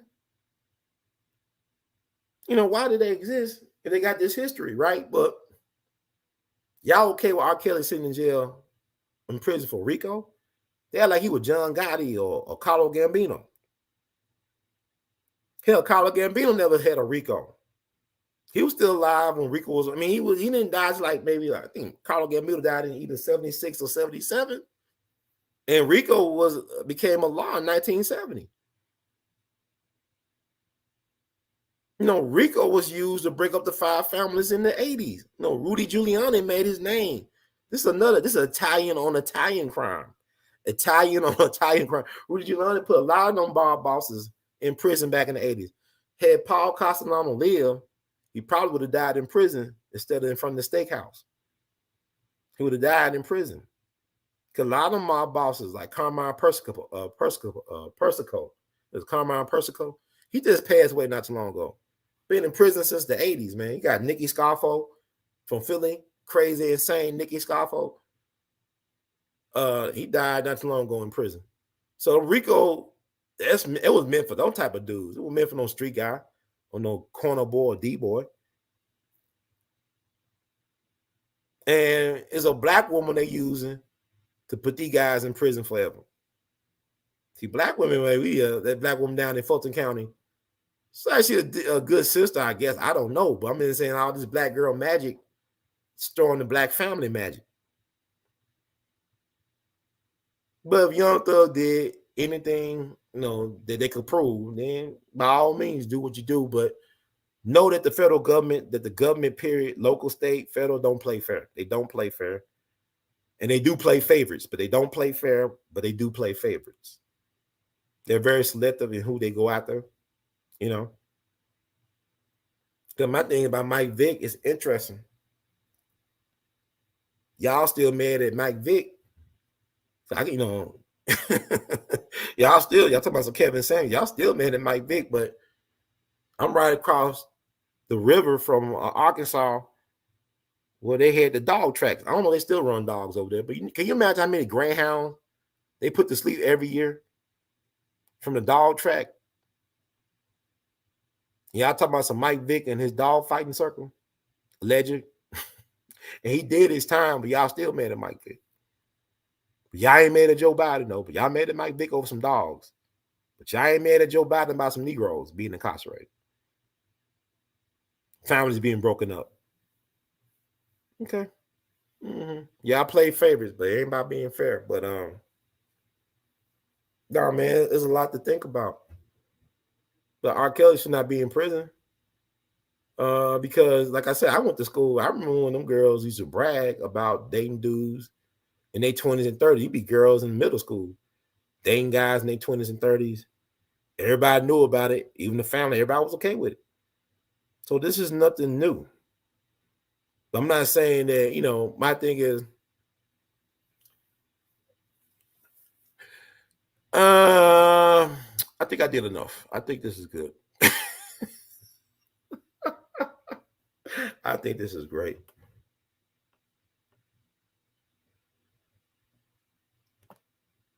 Let's see. I think I'm good. And a lot of y'all, thank y'all, Matthew Max J. Yeah, he should have had, but he should never been going down that street with them high rise unsecure. That what got him killed. You going down the street with them high rise. That's a no.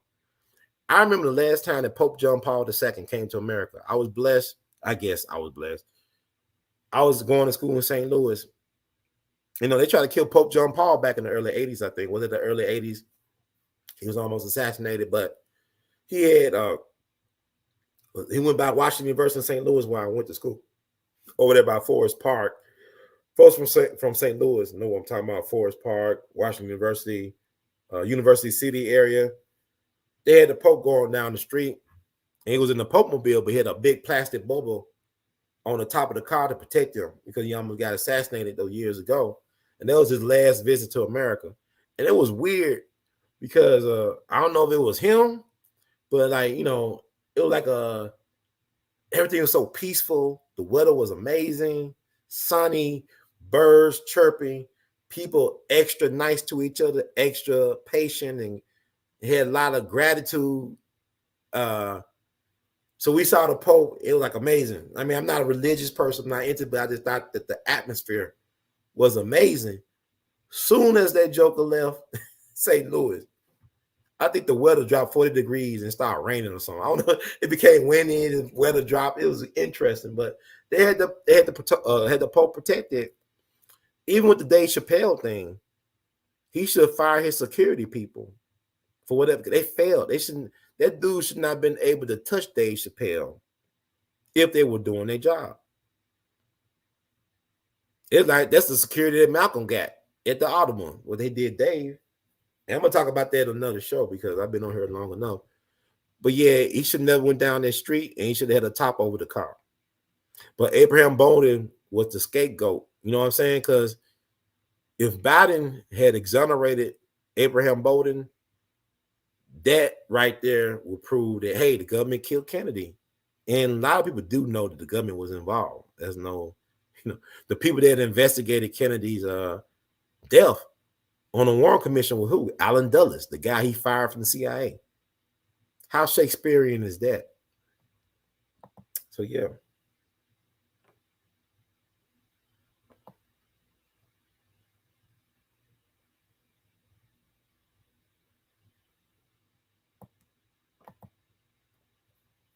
Well, it's not about him, like Young Thug. I know you talking about he kind of weirdo stuff.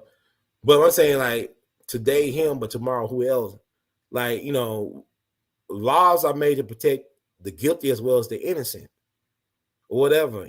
Everybody has a right to a fair trial and to a trial of a jury of their peers and all that stuff. Even the so-called weird, So it's not really about him, but I'm just saying the hypocrisy. Like I said, people made an R. Kelly, but you love Elvis Presley. Elvis Presley messing with underage girls. Priscilla was like 13 or 14, and Jerry Lee Lewis messed with his underage cousin and got married. Come on, man.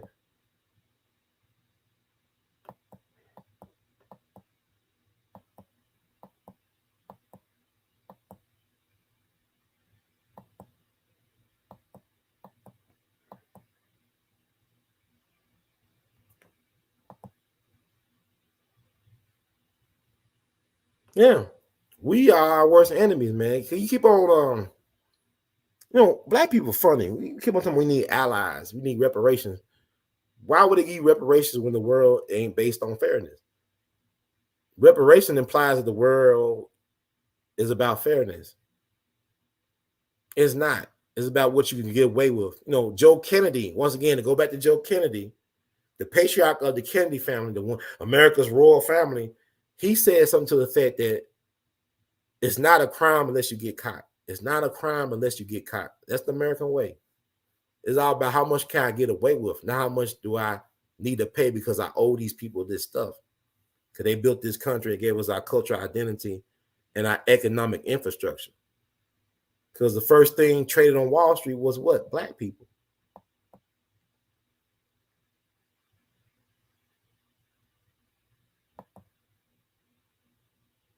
It's that African saying about, how when the village didn't love the kid, it came back to burn down the village so it could feel its warmth.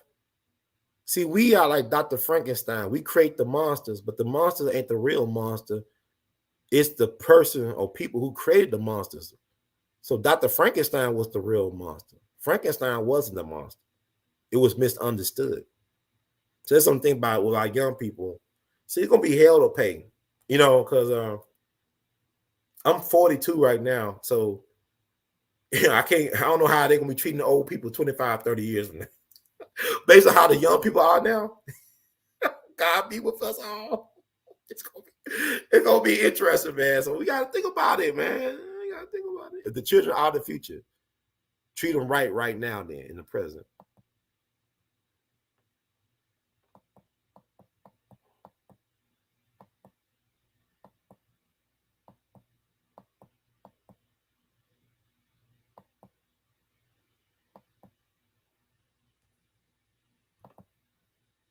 Yeah, because you know why? Because Jay-Z, the king of gangster songs, really.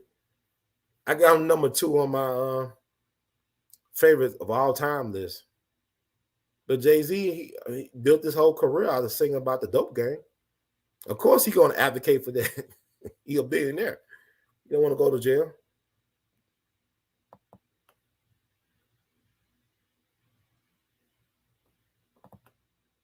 Yeah, you can't have power without having some skeletons in your closet.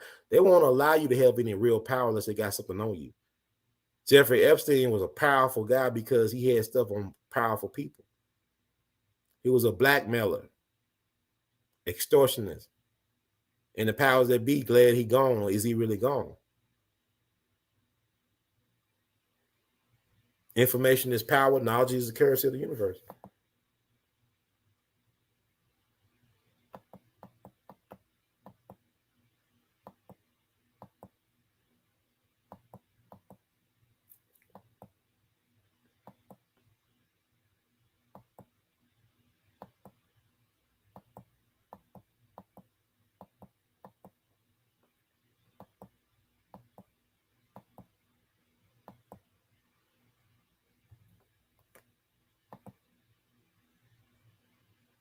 Yeah, I'm in the home of Democrat Party. Don't you know the first Grand Wizard of the Ku Klux Klan was buried on Union Avenue here in Memphis, not too far from where I'm speaking right now. Nathan Bedford Forrest, first Grand Wizard of the Klan. And also he led the Fort Pillow Massacre of 1864 that happened April 12th, 1864 with 300 U.S. colored troops and women and children of color, black women and children were slaughtered by his men because they refused to accept their surrenders. They slaughtered these black men and women and children. They bashed the baby skulls in. They buried black people alive. They poked black folks' eyes off, cut off their parts. You know, it was a massacre. You know, Abraham Lincoln had a congressional investigation that came to Tennessee to talk to survivors and people on both sides of the conflict. And he said it was a massacre. So we had that guy buried on one of our most, our busiest streets in Memphis since 1904. And they removed his statue in 2017. And they finally removed the remains of his wife and himself not that long ago. So they outside the city now, but it was there for 100 years as an intimidation to black people in this city, a majority black city. You know, it's interesting. And I believe the statue was facing south. Somebody told me that it used to be facing north, but they turned it around back in the 40s, allegedly. I don't know. It was the old timers told me, but yeah, the Klan was invented in Tennessee. And the first Grand Wizard was a Klansman from Memphis named Nathan Bedford Forrest. And you know what's crazy? They took down the statue. They removed the body from the city. But right across, you go into Arkansas, there's a city that he founded that still exists. It's called Forest City, Arkansas. Forest City, Arkansas. This is where T.I. did his time when he had them gun charges, them federal gun charges. They sent him over to Forest City, Arkansas. This is where arguably one of the greatest singers of all time, Al Green, was born in Forest City, Arkansas, so that you know. And then they still got a 2,000-acre park named after him in Tennessee. And also they acknowledged his birthday in the state. I don't know if they still do that, but they were doing that for a long, long time. So, man, black folk, we celebrate these weird victories.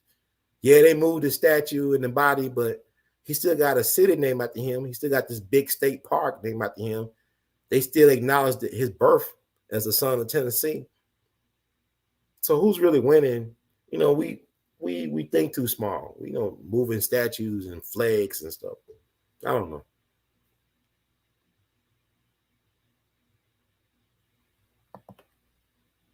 I appreciate that. Dick was interested. He was one of a kind, one and only. But I do what I do. Thank you, Master J.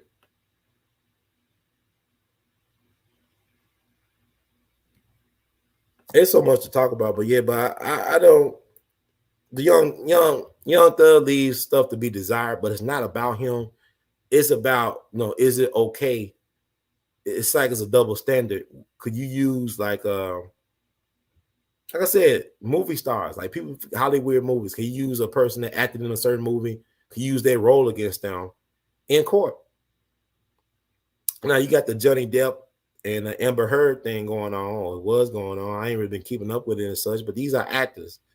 They know how to play a role. They know how to manipulate people's emotions. So don't believe your lying eyes. Because these folks, they know how to use their craft to get what they want.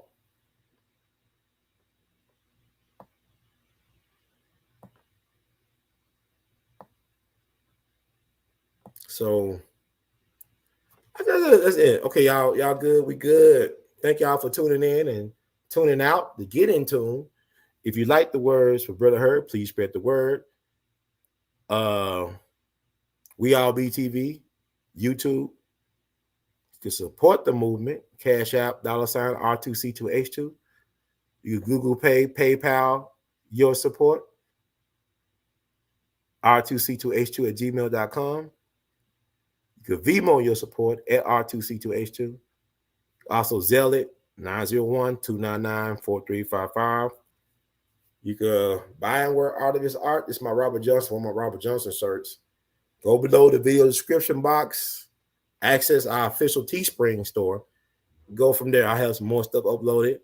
Also, you can frame and hang Artivist art, R2C2H2.com. That's R2C2H2.com. Thank you all for tuning in and checking out. I'm gonna tell you something else. You got me on it. Look up this show called The Lone Gunman. This show came out in March of 2001, 6 months before all this stuff went down, with the world trade. But their first episode, their pilot episode, it deals with, it's a spinoff from the X-Files. I think it was on for only one season, I think. But their first episode was pilot. It deals with a commercial a commercial airliner, excuse me, it's been a long day. A commercial airliner getting hijacked through his computer to fly into the world trade. That's called predictive programming. But it's called The Lone Gunmen, plural, not gunmen, but gunmen. It was a spinoff of the X-Files. You still probably find that episode on YouTube. It's called The Pilot, Lone Gunmen Pilot. Men Pilot, right? So that because like people understand, Operation Mockingbird was about U.S. intelligence controlling media, mass media, like the Washington Post, like 60 Minutes. A lot of their top consultants are CIA connected people. Anderson Cooper, you dig deep enough and you find out who sent Anderson Cooper. But what I'm saying is, the Defense Intelligence Agency and other government organizations, they invest a lot of money into Hollywood to control the narrative and to create the propaganda. So there's a thing called predictive programming. But look up Lone Gunmen, the pilot episode from March of 2001. It should be on YouTube.